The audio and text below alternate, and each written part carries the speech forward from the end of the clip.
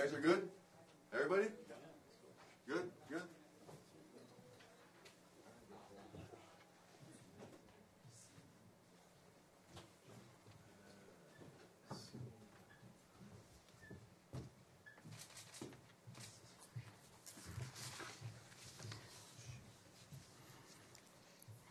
Good morning.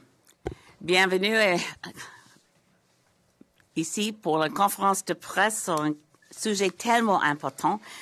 C'est mon honneur, c'est un honneur pour moi de prendre la parole and to serve as a moderator for today's press conference on the subject of stopping the RBC takeover of HSBC. I'm joined by a wonderful stellar group of grassroots activists and NGOs and Indigenous leadership to present this press conference this morning on an issue that really is reaching across party lines. My name is Elizabeth May. I'm leader of the Green Party of Canada, member of Parliament for Saanich Gulf Islands. I really do appreciate the honor of being invited to moderate this press conference. Today we embark on a crucial mission, the Stop the RBC Takeover campaign. So we have a coalition of non-government organizations deeply concerned about the potential consequences of the RBC takeover of HSBC. This campaign addresses critical issues of affordability and competition, housing and Indigenous rights, and of course the pressing matter of the climate emergency. The campaign has already garnered significant attention, with key figures across party lines voicing their opposition to the takeover. The Finance Committee has also taken a stand, recommending that Ottawa block this acquisition.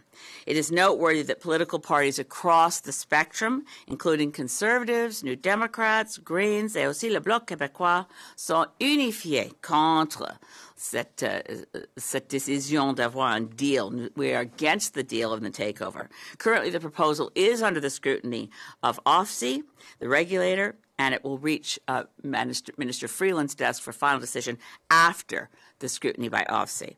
Today we have a lineup of distinguished speakers, so let me get this going right away with introducing Keldon Bester.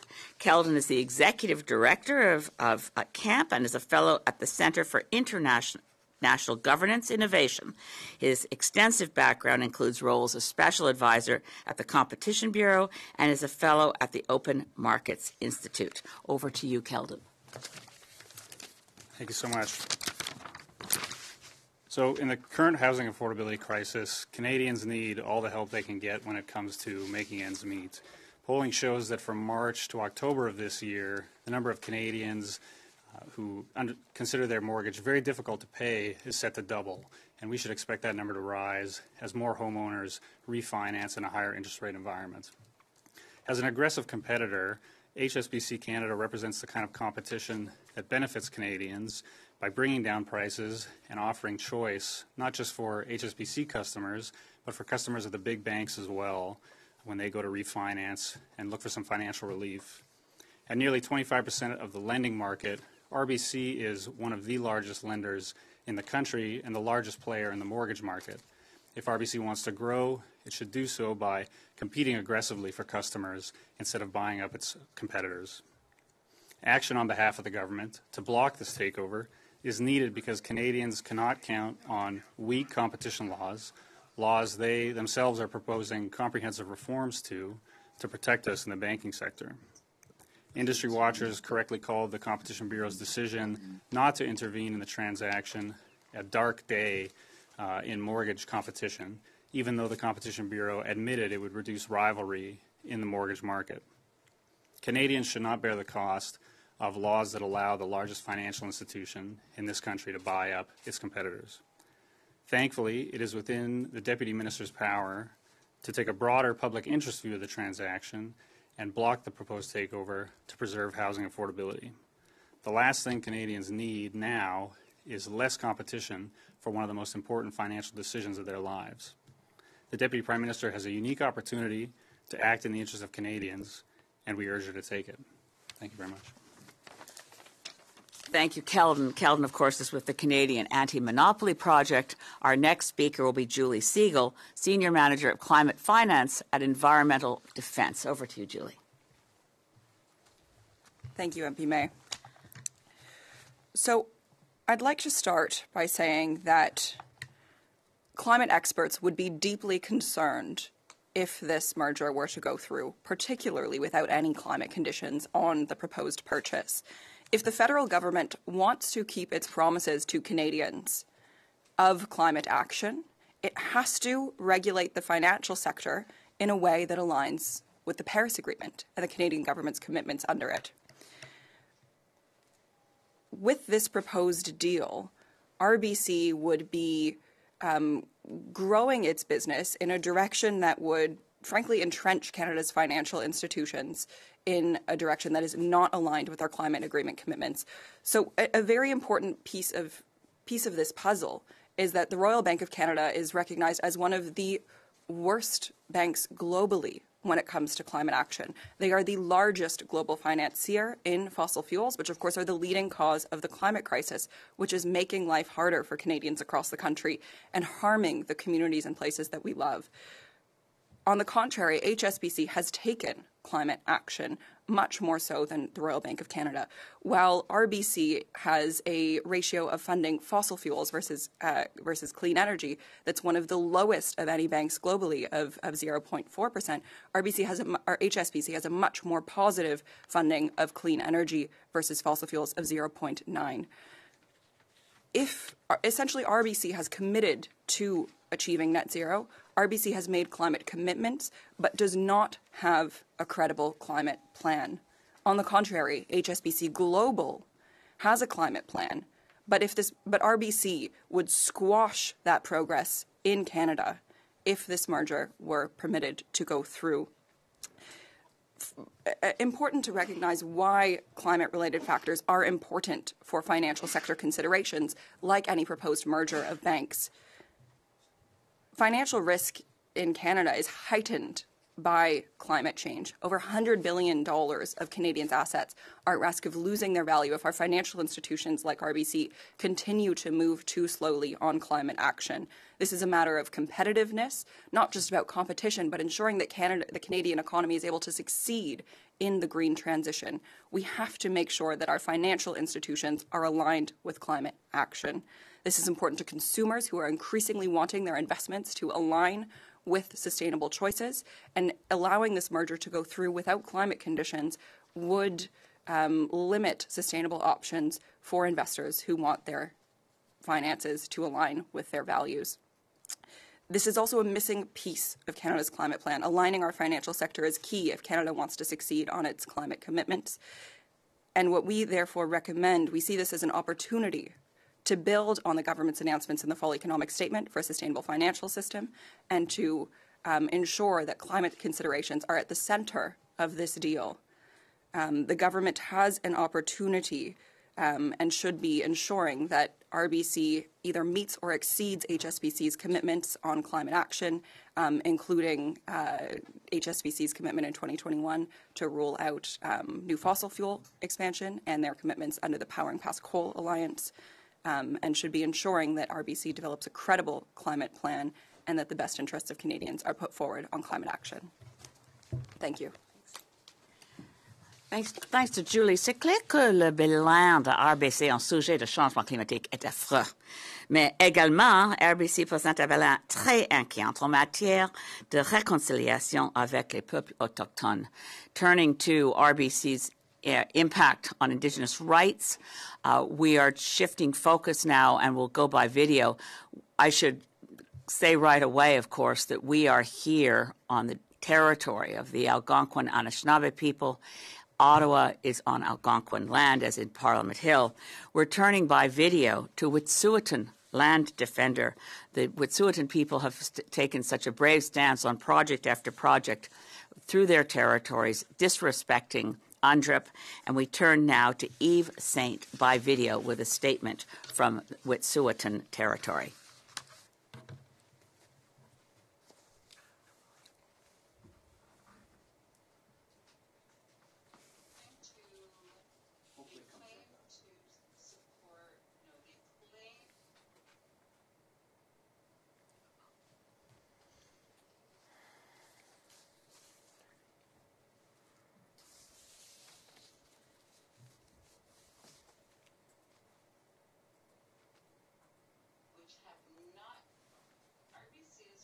play it as loud as I can on here. Okay, thank you.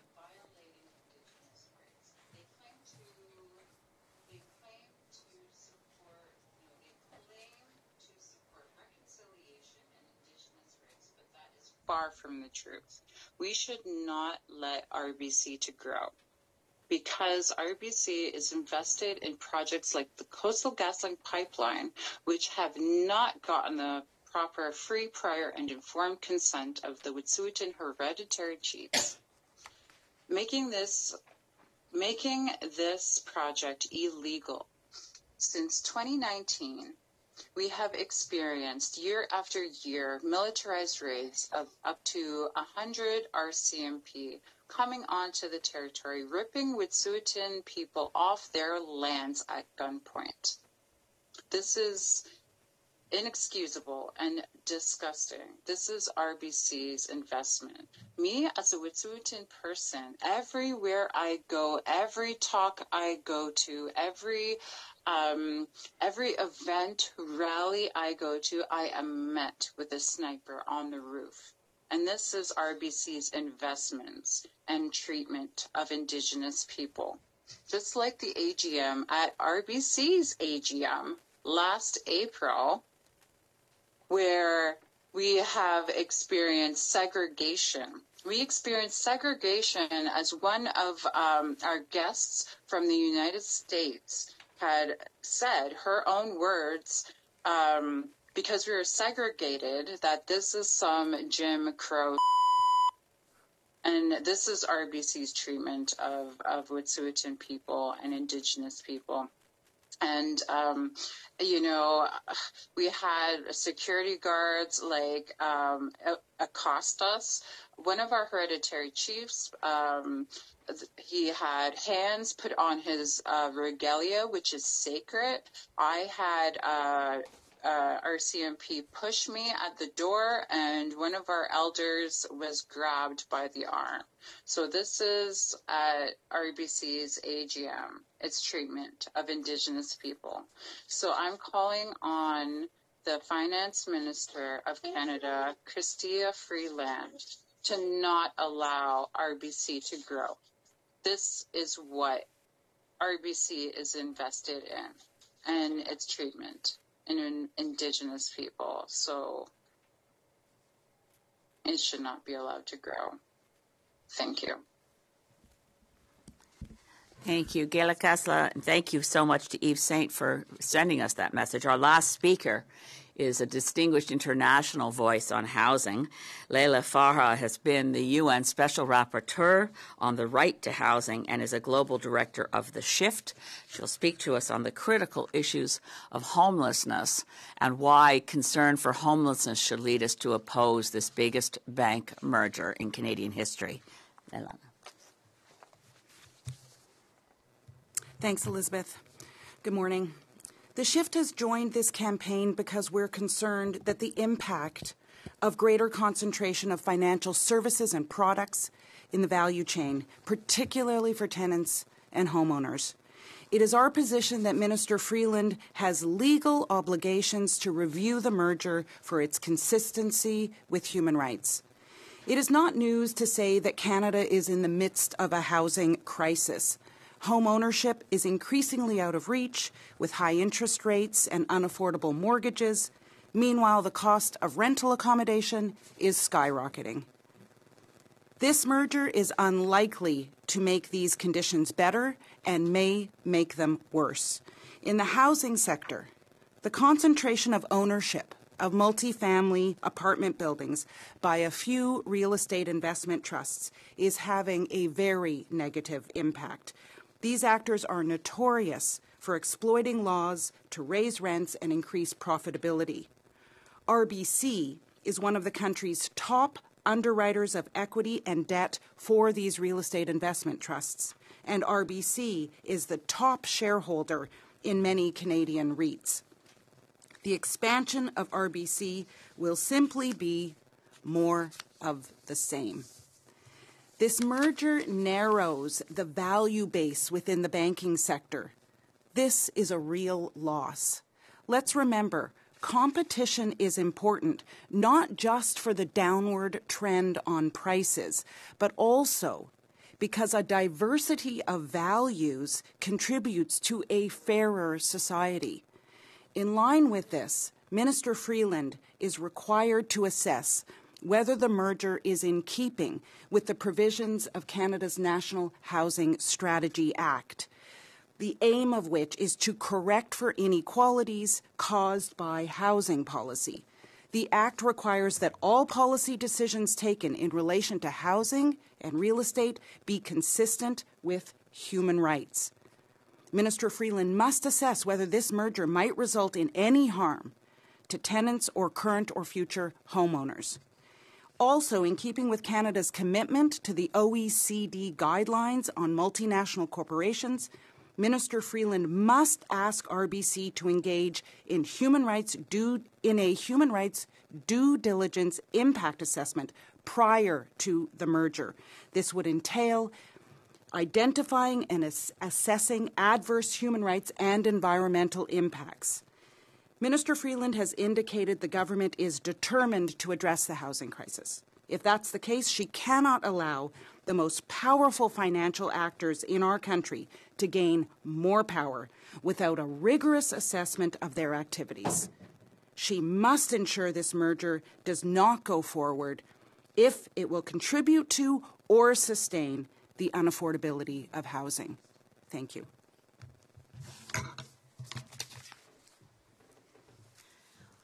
I want to thank you all, distinguished speakers from different parts of civil society and Indigenous nations on this territory of Turtle Island that have made the compelling case, as many others have done and will continue to do until Minister Freeland rejects the takeover of RBC taking over HSBC. We've certainly never heard cries in the street and chants of more big banks.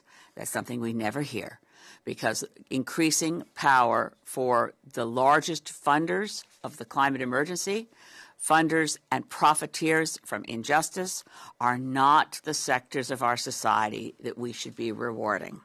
Nous sommes disponibles maintenant pour les questions en anglais ou en français. S'il vous plaît, posez vos questions et indiquez pour le présenteur, les invités distingués que vous voulez répondre à vos questions. So please, if you have questions, we're available, any of us, to respond in English or French.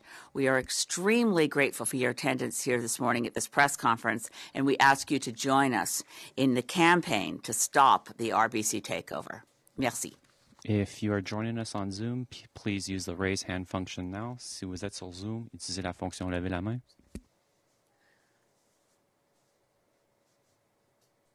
We don't have any questions. Thank you very much. Thank you.